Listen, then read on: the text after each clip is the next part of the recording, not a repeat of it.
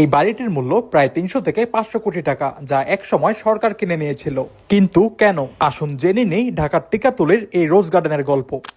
এই বাড়ি নির্মাণের পেছনে লুকিয়ে আছে এক আত্মমর্যাদাশীল ব্যক্তির ইগো, যিনি নিজের সম্মান রক্ষার্থে তৈরি করেছেন এই অনন্য প্রাসাদ। ঋষিকেশ দাস ছিলেন ব্রিটিশ আমলের নব্য ধনী ব্যবসায়ী। তবে সাধারণ পরিবার থেকে উঠে আসায় ঢাকার খানদানি পরিবারগুলো তেমন পাত্তা দিত না। একবার তিনি জমিদার নারায়ণ রায়চৌধুরীর বলদা গার্ডেনের বাগান বাড়িতে এক জলসায় গিয়ে অপমানিত হয়ে ফিরে আসতে বাধ্য হয়েছিলেন। এই অপমানের কারণেই তিনি বলদা গার্ডেনের একদম কাছেই টিকাটুলির KM দাস লেনে এই রোজ গার্ডেন নির্মাণ করেন।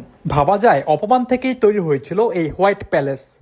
১৯৪৯ সালের ২৩ জুন রোজ গার্ডেনে গড়ে ওঠে আওয়ামী মুসলিম লীগ। সভায় উপস্থিত ছিলেন মাওলানা ভাসানী ও অন্যান্য সদস্যরা। এই রাজনৈতিক গুরুত্ব ও ভবনের অবস্থানের কারণে সরকার পরে রোজ গার্ডেন অধিগ্রহণ করে। এখন এটি ঢাকার হেরিটেজ ও দর্শনীয় স্থান হিসেবে সংরক্ষিত।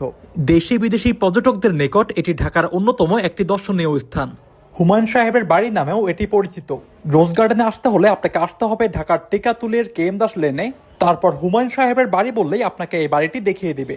এইখানের বেশিরভাগ রিকশায় এই নামেই এই বাড়িটিকে চিনে। রোজ গার্ডেন বললে অনেকেই চিনে না। এমন আরো ভিডিও পেতে ফলো দিয়ে সাথেই থাকুন।